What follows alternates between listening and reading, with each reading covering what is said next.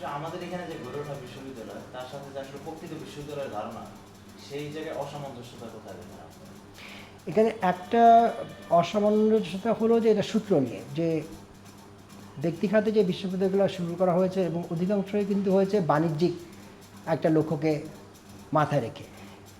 এবং সেই সাপেক্ষে যদি এখন আমি দক্ষিণ এশিয়া বা দক্ষিণ পূর্ব এশিয়ার বিশ্ববিদ্যালয়গুলোকে দেখি ব্যক্তি খাতে প্রতিষ্ঠিত, সেখানে কিন্তু যারা ব্যবসা ক্ষেত্রে জড়িত তারা শিক্ষা ক্ষেত্রে যাদের অর্জন তাদের সাথে যৌথ উদ্যোগে বিশ্ববিদ্যালয়গুলো স্থাপনা করেছেন। এবং অথবা হলো যে কিনা যে ইন্ডাস্ট্রি পার্টনার যারা আপনার নলেজ সেন্ট্রিক এমপ্লয়মেন্ট ক্রিয়েট করে থাকেন তাদের সাথে পার্টনারশিপ করেছেন। যেমন এই মুহূর্তে মালয়েশিয়াতে যে ইউনিভার্সিটি টেকনোলজি পেট্রোনাস, যে কিনা প্রথমবারের মতো একটা Malaysian university Times Higher Education র্যাঙ্কিংয়ে প্রথম 250 পৃথিবীর ইউনিভার্সিটির মধ্যে স্থান নিয়েছে, এটা কিন্তু একটা বেসরকারি ইউনিভার্সিটি। তো এখন একইভাবে পাকিস্তানের ক্ষেত্রে আছে Lahore university of management science, যেটা কিনা একটা বেসরকারি প্রতিষ্ঠান। তো বাংলাদেশে বেসরকারি উদ্যোগে প্রতিষ্ঠিত কোনো বিশ্ববিদ্যালয় কিন্তু এই ধরনের প্রতিষ্ঠানে কাতারে আসেনি। এবং সেখানে আবারও যে একটা বিষয় চলে আসে সেটা হলো যে প্রাথমিক উদ্দেশ্যটা কী। আমি কি এই বিশ্ববিদ্যালয়গুলো স্থাপন করছি কমার্শিয়ালাইজেশন পারপাসে, নাকি আমি নেশন বিল্ডিংয়ের জন্য এই ইউনিভার্সিটিগুলো তৈরি করছি। এবং দ্বিতীয় যে বিষয়টা চলে আসে সেটা হলো যে আমার চোখে একটা বিশ্বমানের বিশ্ববিদ্যালয়ের চিত্রটা কীরকম।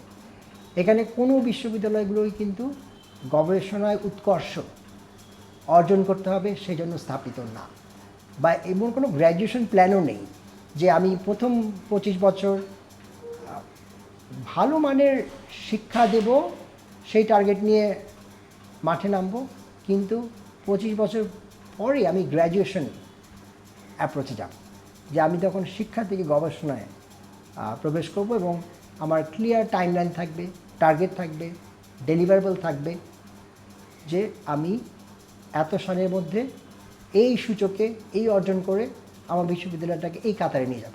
এ ধরনের কোনো দিক নির্দেশনা যারা শিক্ষা বিশ্ববিদ্যালয়গুলো ব্যবস্থার মধ্যে সম্পৃক্ত আছেন তাদের থেকে আমরা দেখি না, এবং তাদের মধ্যে এরকম কোনো অ্যাসপিরেশনাল ক্লিয়ার রোডম্যাপ নাই।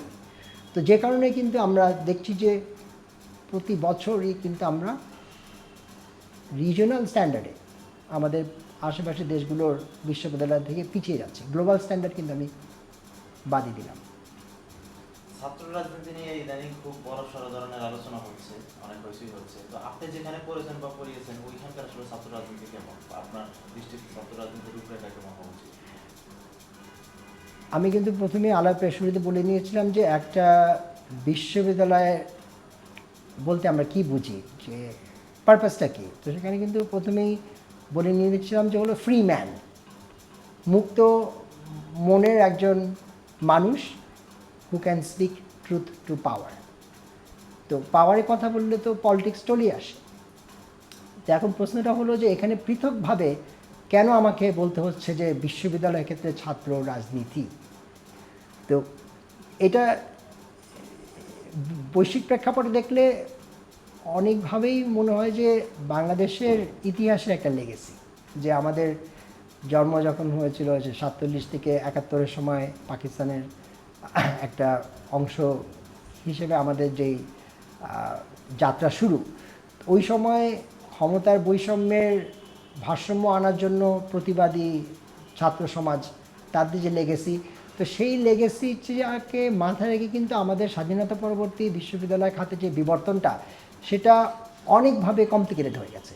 যেরকম কমপ্লিকেশন কিন্তু আমি মালয়েশিয়াতে দেখি না, ইন্দোনেশিয়াতে দেখি না, জাপান, চায়না, সাউথ কোরিয়া, যে সমস্ত দেশগুলো শিক্ষাকে পুঁজি করে তাদের অর্থনীতিকে চাঙ্গা করেছে, ঘুরে দাঁড়িয়েছে, সেখানে কিন্তু কোথাও তাদেরকে এ ধরনের সংকটমূলক প্রশ্ন নিয়ে সময় ক্ষেপণ করতে হয় না, যে ছাত্রটা কেন বিশ্ববিদ্যালয়ে আসবেন, বিশ্ববিদ্যালয়ের ক্যাম্পাসে তাদের রাজনৈতিক চিন্তাভাবনা সেটা তাদের মতটা কীভাবে প্রকাশ করবেন, এবং রাজনীতি বিষয়ে তাদের যেই অ্যাসপিরেশন, তো সেটাকে বিবেচনায় কী ধরনের অ্যাক্টিভিটি ক্যাম্পাসে করবেন, এই ধরনের প্রশ্নগুলো কিন্তু এই ধরনের এশিয়ান টাইগার ইকোনমিতে ওদের শিক্ষা ব্যবস্থার মধ্যে কোনো সংকট সৃষ্টি করেনি, কিন্তু বারবার বাংলাদেশের ক্ষেত্রে কিন্তু এটা একটা অনগোয়িং ডিবেট।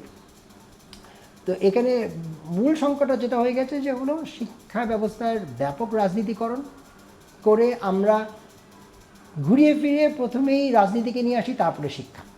আমার মনে হয় এখন সময় আসছে জিনিসটাকে উল্টো করে দেওয়ার, যে আমি যদি বিশ্বমানের শিক্ষা নিশ্চিত করতে পারি, এখানে আলোকিত তরুণ তরুণী সৃষ্টি হবে, সাহসী ব্যক্তিত্ব বেরিয়ে আসবেন, who are not afraid to speak truth to power, who are not afraid to raise difficult questions, be that involving politics, be that involving society. আমার মনে হয় এই ফান্ডামেন্টাল গোলটা না নিশ্চিত করে আমরা যদি এখন এই ফুটনোটের এই টপিকে চলে আসি যে ছাত্র রাজনীতির ধরন কীরকম হবে, আমরা কি দলের লেজুর ভিত্তিক রাজনীতি করব নাকি অন্য ফর্মে করব, আমার মনে হচ্ছে যে এটাতে করে আমাদের অনেক এনার্জি নষ্ট হয়েছে, সামনে নষ্ট হবে। আমাদের এখন সময় এসছে প্রথমেই হলো put education first, above and beyond everything. একটা সুস্থ উচ্চমানের শিক্ষা ব্যবস্থা এবং পরিবেশ নিশ্চিত হলে ছাত্ররা তাদের রাজনীতিক যে অ্যাসপিরেশন আছে সেটা অর্জনের জন্য শিক্ষাক্ষেত্র থেকে যা প্রয়োজন সেটা তারা পাবেন।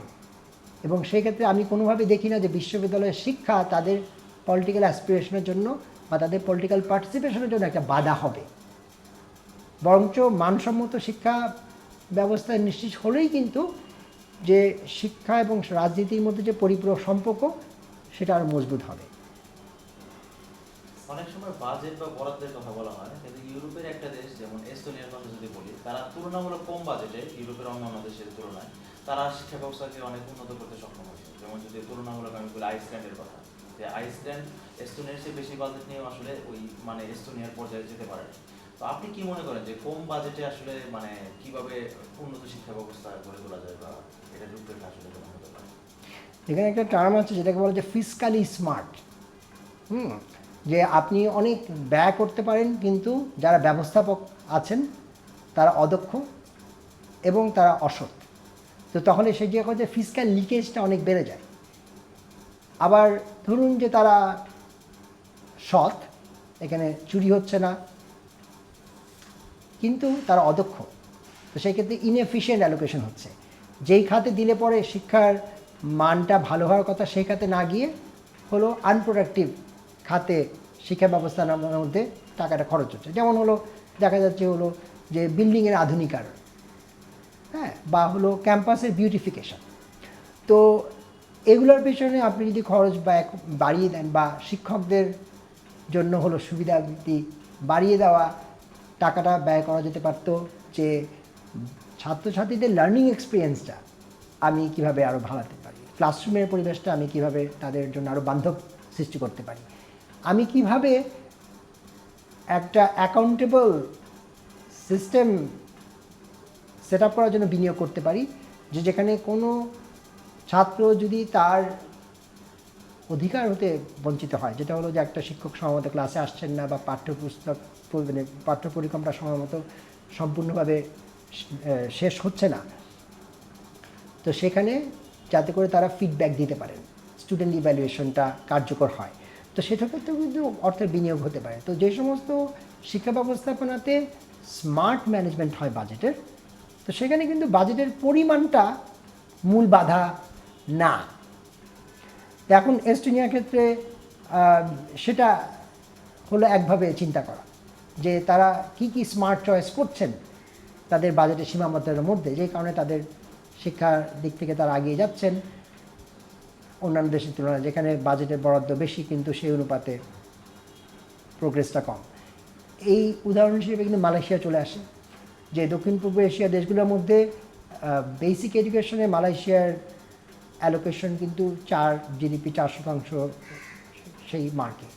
কিন্তু তারপরে দেখা যাচ্ছে যে যখন আমরা মাধ্যমিক স্কুলের বিশ্ব র্যাঙ্কিং দেখি সেখানে তারা বটম 1/3 আটকে আছে। তো এটা একটা বড় কারণই হচ্ছে যে ওদের ব্যয়ের অধিকাংশটাই চলে যায় হলো রিকারেন্ট এক্সপেন্ডিচারে, শিক্ষকের পিছনে ব্যয়, কিন্তু তারপরে যে হলো ওই শিক্ষা মানের বা পাঠদানের উন্নয়ন, সেক্ষেত্রে তুলনামূলকভাবে বরাদ্দ কম বা সেই ক্ষেত্রে কোনো ইনোভেশন নেই। তো এটাও হলো আরেকটা এক্সাম্পল, যেখানে কেবলমাত্র ব্যয় বাড়লেই যে উৎকর্ষ আসবে মানের, সেরকম চিন্তা করার কোনো কারণ নেই। র্যাঙ্কিং এর কথা যেহেতু আসলো, প্রতি বছর কিউএস র্যাঙ্কিং যখন প্রকাশিত হয় তখন বাংলাদেশে বেশ একটা পরিচয় পড়ে যায়। তো Dhaka university even QS ranking বাড়ানোর জন্য বেশ কিছু উদ্যোগ নিয়েছে, তার ফলে কিছু উন্নতি হয়েছে। আসলে কি কিউএস র্যাঙ্কিং এটাই কি আসলে বিশ্ববিদ্যালয়ের মান বোঝার জন্য কোনো মানে স্ট্যান্ডার্ড মানদণ্ড, কিংবা আমরা এটাকে অনুসরণ করে কি একমাত্র আমাদের মানে সামনে অনুসরণীয় কি? এটা একটা খুবই ভালো প্রশ্ন করেছেন, কারণ কি এই প্রশ্নটা পৃথিবীর অনেক দেশেই যারা শিক্ষা ব্যবস্থার সাথে জড়িত তাদের জন্য একটা উৎকণ্ঠার কারণ।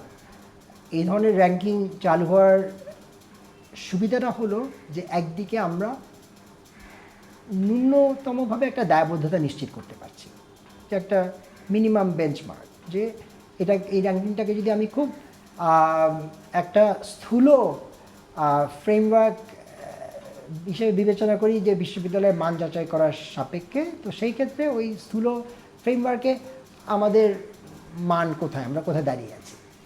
কিন্তু এটাকে আমি বলবো লোয়ার বাউন্ড, যে আমি যে অ্যাসপিরেশনাল ক্রাইটেরিয়াগুলো বলছি বা ফিউচারিস্টিক ক্রাইটেরিয়াগুলো বলছি, যেটা কিনা কিন্তু হলো ফ্ল্যাগশিপ ইউনিভার্সিটিগুলোর মানদণ্ড, তো সেখানে কিন্তু এই কিউএস র্যাঙ্কিংটা অতটা মুখ্য নয়। বা আমিও যদি আমার নিজের বিশ্ববিদ্যালয়ের কথা চিন্তা করি, অক্সফোর্ড, যখন আমরা ওখানে পড়তাম, আমরা কিন্তু কখনোই সময় ক্ষেপণ করতাম না যে এই ধরনের আলাপ আলোচনাতে অক্সফোর্ড কত নাম্বার র্যাঙ্কের। তো ভালো ইউনিভার্সিটিতে যখন একটা ভালো শিক্ষা পরিবেশ থাকে, সেখানে কিন্তু আমরা এরকম যাচাই বাছাই, এরকম সূচক দেখে যে আমাদের শিক্ষাটা কি ভালো হচ্ছে কি ভালো হচ্ছে না, সেই বিষয়ে কিন্তু আমরা সময় ক্ষেপণ করতাম না। এখন এই প্রক্রিয়াটা খুবই রেলেভেন্ট কাদের জন্য, যারা পিছন দিকে প্রতিযোগিতায় এসে ক্যাচ আপ করতে যাচ্ছে, যে সমস্ত ক্যাচ আপ ইউনিভার্সিটিগুলো আছে তাদের জন্য একটা রাফ গাইডলাইন দরকার। এগুলো অধিকাংশই হলো অপেক্ষাকৃতভাবে নতুন ইউনিভার্সিটি, তো এদের একটা লম্বা লেগেসি নেই, হিস্ট্রি নেই, যে তাদের ক্যাম্পাসে যখন ছাত্ররা আসেন তাদেরকে বলতে শোনা যায় না যে অমুক বিল্ডিংয়ের অততালাতে অমুক নম্বর কক্ষে নিউটন বসে গবেষণা করেছেন, বা আইনস্টাইন এই লেকচার রুমে বসে এই কথা বলেছিলেন। তো এখন এই ধরনের হিস্ট্রি ছাড়া যখন আমরা একটা ইউনিভার্সিটিগুলোকে প্রতিষ্ঠা করি, তো তারা কিন্তু তখন এরকম বিভিন্নভাবে একটা মেকানিক্যাল অ্যাপ্রোচে তাদের প্রতিষ্ঠান থেকে এক জায়গায় নিয়ে যাওয়ার প্রচেষ্টায় লিপ্ত হন। তো সেই প্রচেষ্টার অংশ হিসেবে কিন্তু কিউএস র্যাঙ্কিং বলি বা টাইমস হায়ার এডুকেশন র্যাঙ্কিং বলি, এই এক্সারসাইজগুলো এসছে। অতএব বর্তমান বিশ্বায়নের যুগে একদিকে এগুলো নেসেসারি, এদেরকে উপেক্ষা করার জায়গা নেই, কিন্তু অন্যদিকে এটাই যদি আমাদের এন্ড অবজেক্টিভ হয়, that will be the end of education. সেটা মাথায় রাখতে হবে হলো যে এগুলো হলো একটা ইন্ডিকেটিভ ফ্রেমওয়ার্ক, যে এখানে বেশ কিছু সূচক আছে যেগুলো সাপেক্ষে আমাদের একটা ন্যূনতম পারফরমেন্স বা প্রোগ্রেস অ্যাসেসমেন্টের সিস্টেম থাকা উচিত। অনেক ইউনিভার্সিটিতে কিন্তু কিউএস এবং টাইমস এডুকেশন র্যাঙ্কিংয়ের এই ফ্রেমওয়ার্ক ছাড়াই তাদের কিন্তু ইন্টারনাল ইভ্যালুয়েশন বা প্রোগ্রেস অ্যাসেসমেন্টের মেকানিজম আছে। তো যেই সমস্ত ইউনিভার্সিটি ওখানে মেকানিজম নেই, তাদের জন্য কিউএস টাইমস এডুকেশন র্যাঙ্কিং একটা অ্যাকাউন্টেবিলিটি জায়গা করে দিতে পারে, যেটা দেখা যায় যে ঢাকা ইউনিভার্সিটিতে এর আগে কোনো সেলই ছিল না যে কত গবেষণা হচ্ছেন, কী মানে গবেষণা হচ্ছেন, সেগুলো কোনো রেকর্ড কিপিং।